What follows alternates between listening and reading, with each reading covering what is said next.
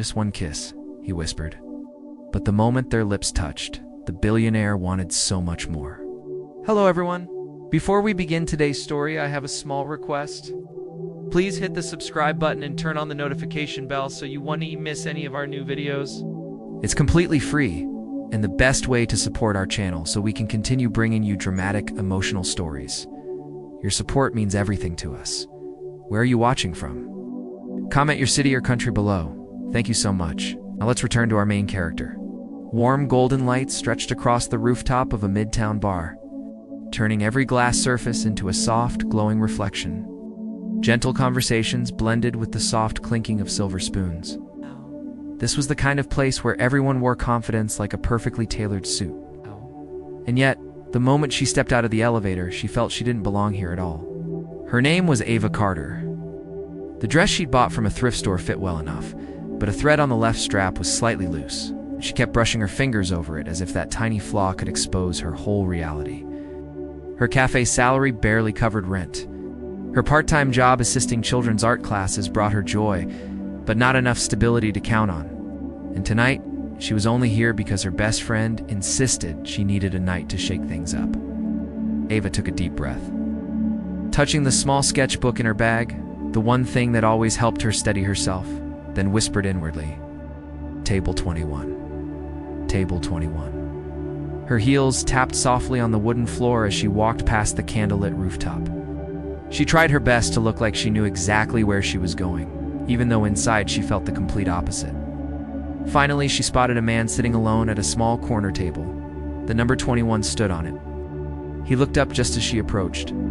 He had a quiet kind of attractiveness, slightly tousled dark hair, a perfectly tailored suit glowing under the warm lights. A relaxed posture that still carried a certain alertness, as if he noticed more than he let show. His eyes landed on her, deep and unreadable. Ava swallowed hard, stepped closer, and forced a smile. "Hi, you're Kevin, right?" A faint crease appeared between his brows. He inhaled, looking like he was about to correct her. But in an instant, something shifted. His phone buzzed, a canceled meeting. He looked at her again, at the way she clutched her bag strap, trying to hold herself together in a place designed to make people like her feel small. And then his expression softened. He tilted his head slightly, giving her a gentle, almost amused smile.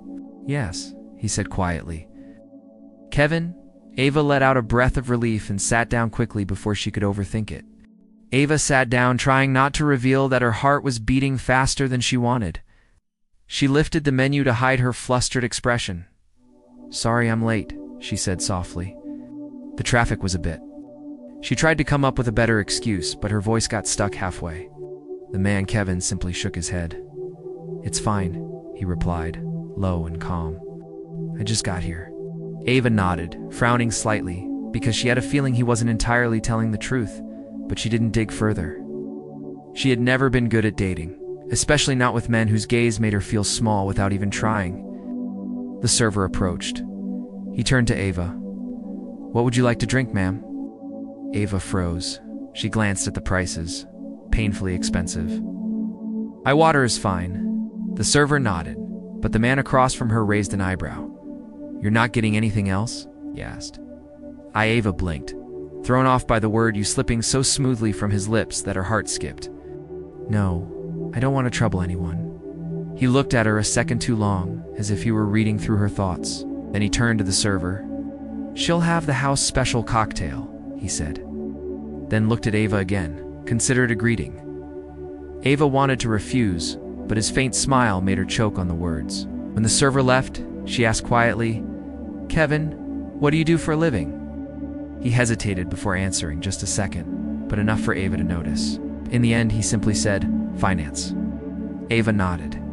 Even though that answer was so vague, it was basically no answer at all.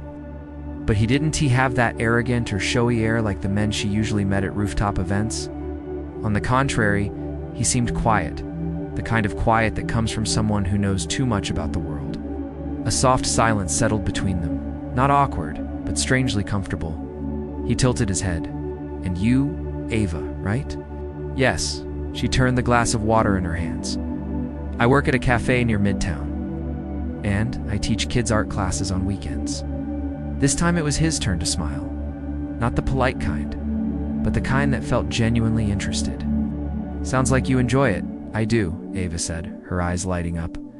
"It's one of the few moments I feel like I belong somewhere." She only realized how honest that sounded after saying it. Her face warmed, but he didn't mock her. He just looked at her, eyes gentle enough to make her want to look away. And then his phone buzzed. He glanced at the screen. His expression shifted just slightly. Ava didn't know why, but her instinct told her the message was important. He turned off the screen and set the phone face down. "Sorry," Ava murmured. "It can wait." In that moment, Ava knew one thing clearly. He wasn't the man she had come to meet tonight, but he chose to stay. She wanted to ask, to clarify.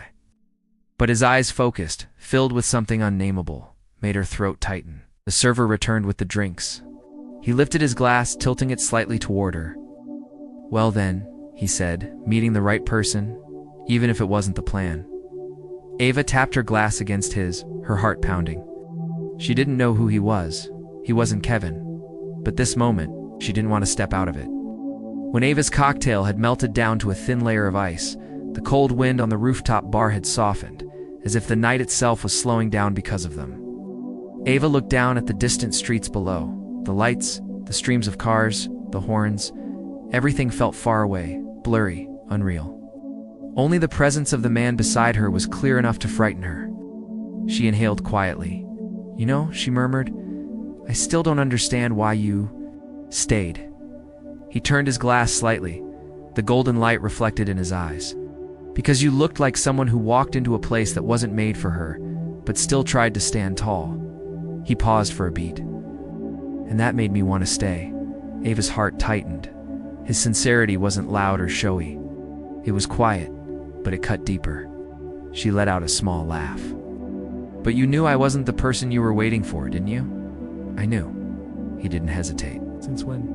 "From the moment you walked up to the table and called me Kevin." His lips curved faintly. "Not Kevin, but I didn't want to correct you right away." Ava sucked in a breath.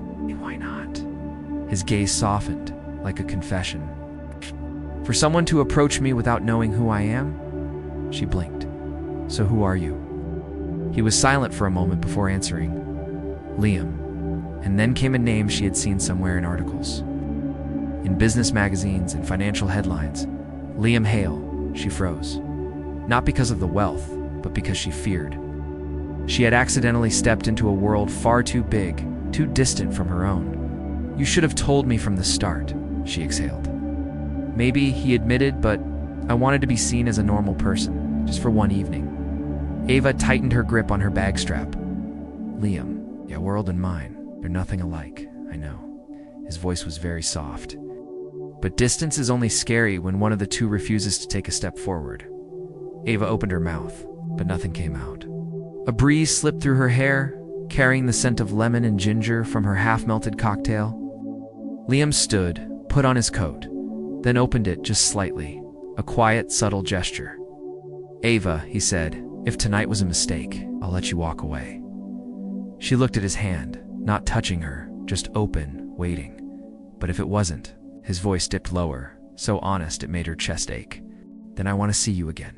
It's not because of a misunderstanding, but because it's you." Ava felt her heart skip, sliding out of rhythm. She hesitated for a second. Then very lightly she placed her hand in his. Liam gently closed his fingers around hers. Just one touch, but warmer than any light on the rooftop. As they stepped into the elevator, Ava didn't know where the future would take them. She only knew one thing. For her, tonight wasn't a mistake. It was a beginning. And she wasn't sure she wanted to run from it anymore.